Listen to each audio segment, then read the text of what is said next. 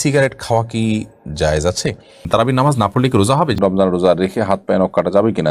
চলুন তাহলে আর বিলম্ব না করে ইতিমধ্যে যে সমস্ত প্রশ্ন চলে এসেছে আমাদের কাছে সেগুলোর উত্তর দেওয়ার পাল্লায় প্রবেশ করি। সিগারেট খাওয়া কি জায়েজ আছে? এতে সিগারেটের ফ্লেভারযুক্ত ধোঁয়া আছে, এটা নিকোটিন মুক্ত এবং আগুন দিয়ে জ্বালাতে হয় না, এতে তামাকের কোনো উপাদান নেই।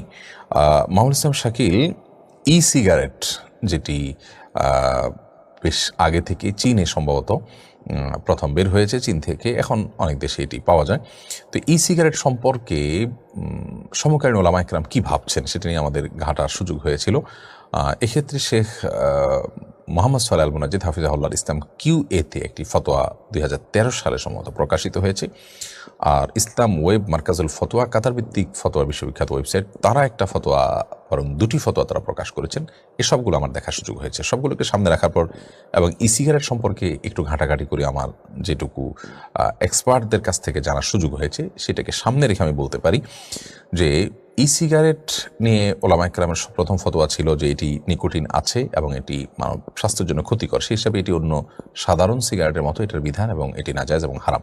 এবং একই ফতোয়া আপনার শেখ মোহাম্মদ সোহেল আল মুনাজ্জিদ হাফিজাহুল্লাহ দিয়েছেন ইসলাম QA-তে, এবং ইসলাম ওয়েবের মার্কাজুল ফতোয়াতেও আপনার মুফতিগণ ফতোয়া দিয়েছেন যে নাজায়েজ এবং গুনাহ।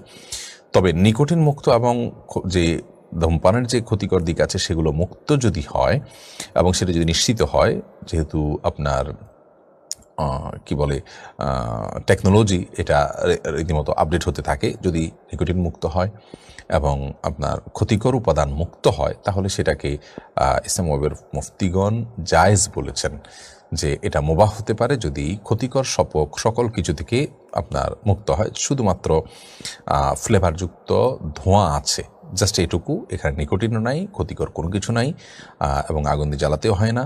সব মিলিয়ে এটাকে তারা মুবাহ বলেছেন যদি ওই পর্যায়ে থাকে। শুধু ধোঁয়া, এটা কোনো খাদ্য বা পানীয় হতে পারে কি না এটা নিয়ে একটা আলোচনা আছে।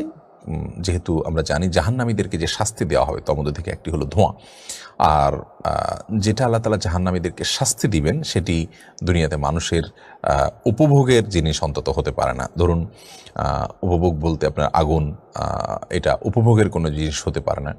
তারপরে ধোঁয়া, এটা শাস্তি আল্লাহ তাআলা দিবেন। অতএব দুনিয়াতে এগুলো দিয়ে কেউ কাউকে শাস্তি দেওয়াও নিষেধ।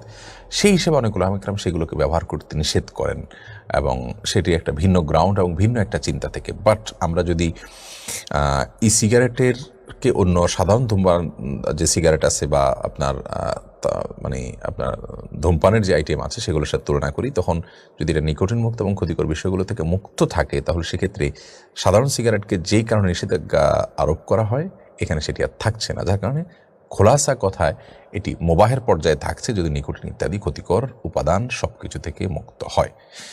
আল্লাহু আ'লাম বিযালিক।